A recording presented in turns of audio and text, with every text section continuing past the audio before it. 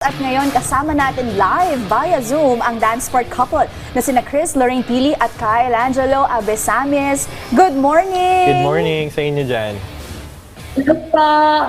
Hi, thank you so much. Good morning po. And yan, umpisahan na natin ng kwentuhan, no? Now, pwede niyo ba kaming kwentuhan bakit dance sport ang nahiligan nyo? Ako po, kaya ko po nakahiligan ang pagda-dance sport. Nung bata pa lang po ako, nagsasayaw na po talaga ako. At nahilig po talaga ako sumayaw, sumasali po ako sa folk dance, sa cultural dance po. Yun po. Para naman kay Kyle? Katulad lang din po ng kay Chris, dati po ay nagpo-pop dance din po ako, then po, nakita ko po sila na nagsasayaw po ng dance sport po, tapos po na-engganyahan ko na rin po magsayaw po ng dance sport. Ayun. Pero matanong ko lang sa inyong dalawa, no? Paano yung mga pinagdaanan nyo? May mga struggles ba? Kasi, di ba, nung nakahiligan ninyo, ganun ba kagad? Naging magaling ba kayo kagad? Or may mga struggles kayong pinagdaanan muna? Hindi po kami ganun kagaling po nung nagsimula po kami. Nagkaroon din po kami ng struggles kasi syempre po, hindi din po ganun ka dali ang pagda-dance sport. Yeah. Mahirap po siya, pero kapag nag-training po kayo at naging consistent po sa pagsasayaw, mag-i-improve po kayo. Para sa'yo, Kyle? Ganun lang din po.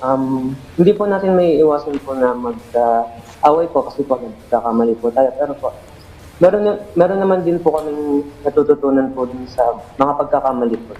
Ayun. So, yun, nakita natin, ano, kailangan talaga ng matuto dun sa mga pagkakamali nila, no? May mga struggles din sila. Pero tanungin natin, teammate, kung ano-ano ba yung mga trophies yan? Yung mga trophies, mga kampyonato na nakuha natin. Achievements ninyong dalawa. Unahin natin si Lorraine. Lorraine? Yung pinakaunang panalo po namin is yung sa national po, yung syllabus po, second place po kami doon. Tapos po, yung sa intrams po sa school, may mga first place po kami, second place, and third place po. Kyle, ilang taon na ba o gaano ba kayo katagal mag-partner ni Lorraine? Bale po magdadalawang taon na po ngayon. Okay, wow, sa 2 taon, ang dami nyo ng achievements. Ano ba yung nagiging motivation nyo? Paano nyo ba pinaghahandaan o nagte-training every time na magkakaroon kayo ng competition, Kyle? Ano lang po, kailangan na po consistent po ang pagpa-practice po, and hindi po natin may iwasan po na magkasabay po ang academics po, kaya po minamanage na lang po ang kanilang para po dun. Kapag po may malapit na po ang competition namin, patuloy na po ang pag-prepare po namin, pagpa-practice po. Ayun. Pero pwede nyo bang sabihin sa amin kung Kyle and Lorraine, pwede nyo bang ibahagi sa amin kung ano ba yung isang susi, para maging isang magaling na dance sport athlete? Yes. Maging consistent po sa pagte-training, and maging motivated po sa pagte-training din po. Kasi po, pag hindi po tayo consistent sa ginagawa po natin, hindi po tayo mag-i-improve po. Yun lang. Totoo Ayun. naman. No? Para naman kay Kyle, I think students pa din itong mga to, no? And nabanggit nyo kanina, consistent sa training, sabi ni Lorraine. Paano nyo ba na ibabalanse yung pag-aaral at pagte-training, lalo na pag may competition or may upcoming events kayo? Naibabalance po yung pag-aaral ko po. Kapag po may assignments po, ang una ko pong ginagawa ko po agad siya ng umaga po, since gabi naman po ang pag-training po namin. And kapag po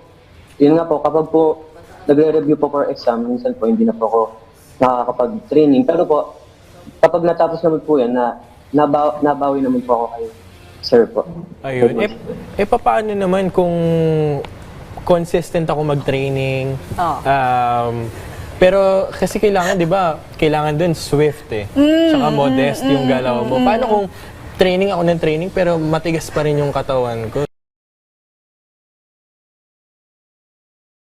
Di ba? Para sa paunahin pag ni Lorraine kailangan meron din ng isang dance sport athlete kasi 'di ba kailangan malambot ang katawan. graceful ang Oo. paggalaw eh. Pwede ba posible rin ba maging dance sport athlete ang isang matigas na katawan tulad naming dalawa ni Bar? Hindi naman po required ng malambot. Kumbaga po, yung willing po talagang sumayaw, yun po yung pinaka-need po sa pagda-dance sport po. Kasi, yun po yung talagang nagbibigay motivation na gustong-gustong sumayaw at gusto mag-improve. Yun po yung need.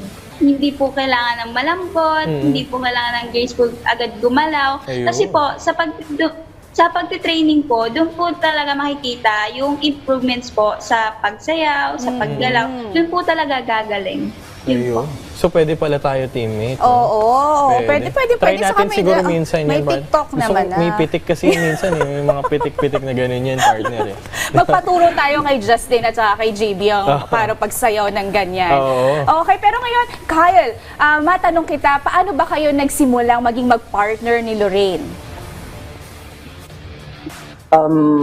Una po kami nag-partner po nung natapos po ang competition po namin. No? Unang competition po namin sa Batangas po, first national competition po, sinabak na po kami ni Sir. Naging mag-partner po kami magkatapos po nun. Ayun na po, tapos doon na po kami nagtuloy-tuloy mag-partner po. Nagkaroon ba ng ilangan sa inyo? Kasi syempre, yung dance sport is talagang isang pair. Palagi yan, di ba? So, when you were introduced the first time, meron bang ilangan between the two of you? Meron naman po, di naman po natin may iwasan yun. Pero po, nung pagtagal-tagal po, nagiging professional na lang po kami. Ayun po, wala na pong hiyanya. Ayan. Ayun. Pero kasi usually 'di ba yung mga mag-partner sa dance sport talagang ano sila partner in life. Yes. So malaking factor din ba 'yon kung sakaling yung ka-partner ko sa dance sport partner ko rin in real life? Sa tingin ko po, malaking factor din po ang pagkakaroon ng pag mag-partner po kayo in real life po kasi po yung chemistry po ba, yung mas naganda po yung chemistry niya. Alam mo, kasi naging guest ko etong real life couple na si Sean Aranal at si Yes. Ana. Oo. So, iba talaga Kaibigan ko yung yung dalawa chemistry nila na pagdating, pag pinagsayaw mo na sila kahit walang music, iba yung chemistry, yung Yes. galaw, yung gracefulness. Pero para kay Lorraine, same question. Diba? Sa tingin mo ba, malaking tulong yung pagiging couple or mag-partner pag magka-partner din kayo sa dance sport? Opo, malaking factor din po yung pagiging partner din in real life. Kasi po, nagbibigay lalo po siya ng chemistry sa pagsayaw po. Pero matanong ko lang kayo dalawa, mga ilang taon na ba kayo? 2 years na kayo nagda-dance sport. Pero how young are you, Lorraine and Kyle? 16 po. 16. Si Kyle? Ako po, mag-8 na po sa August. Okay. Mahaba-haba pa. Bata pa, partner. Bata pa partner. Oo. At baka nasa tabi lang din nila yung mga parents nila. Pero ito, pag-usapan naman natin, unahin ko na si Lorraine. Lorraine, ano ba ang kaibahan ng dance sport sa normal na pagsasayaw? Kasi nabanggit nyo initially na both of you started sa dance sport dahil mahilig kayong magsayaw. Pero ngayon na meron kayong kumbaga specialty pagdating sa sayaw, how is it different sa ibang genres? Sa dance sport po kasi, consistent po siya sa pagtitraining always po. Well po dun sa ibang sayaw, may times po na may training po sila pag may competition na po. Pag may competition lang po. Tapos pag sa dance sport po, kahit po walang laban or malayo pa po yung laban, may training pa rin po. Yun po. Ayun. Kay Kyle? Ang dance sport po kasi, ang pagkakaiba po nila sa ibang sayaw po.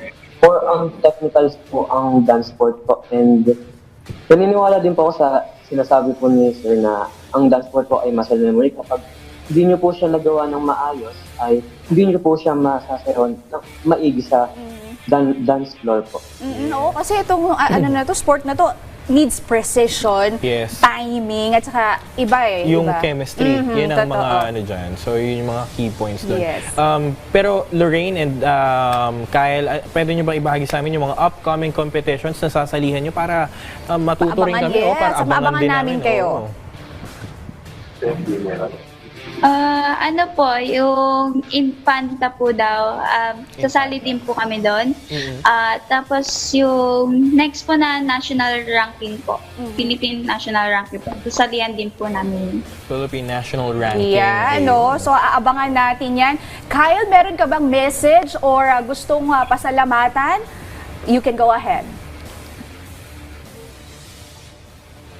Maraming salamat po sa siyempre po sa parents ko po na walang tigil suporta po sa akin po kahit po minsan po naghihirap na po ang buhay. And nagpapasalamat din po ako sa mga coaches po namin na kahit po magulo po kami ay tinuturuan niya po pa rin kami. And ang message ko po ay sa iba ay sana maging consistent kayo kasi ako ay patigil-tigil din ako sa pagte-training and wala din consistency. Pero ngayon, nahanap-hanap ko na ang pagsasayaw and minsan kahit nasa bahay ay nasayaw-sayaw pa rin ako. Ayun. Ako din minsan sa sa CR, nagsasayaw-sayaw din ako. Ikaw naman, Lorraine, meron ka bang message or gustong i-shout out? Meron po, thank you po kay Coach. Grateful po ako na consistent po siya sa pagtuturo sa amin. At yung po sa parents ko po na laging suportado po sa akin always, kahit po naghihirap na po minsan. And sa mga mamis po na sinusuportahan din po kami at tumutulong po sa amin habang nasa competition. Yun lang po. Maraming Thank you salamat, Lorraine Tili at Kyle Abesamis, ang ating mga dance sport athletes, and good luck sa inyong upcoming competitions. Ayan. Thank you po.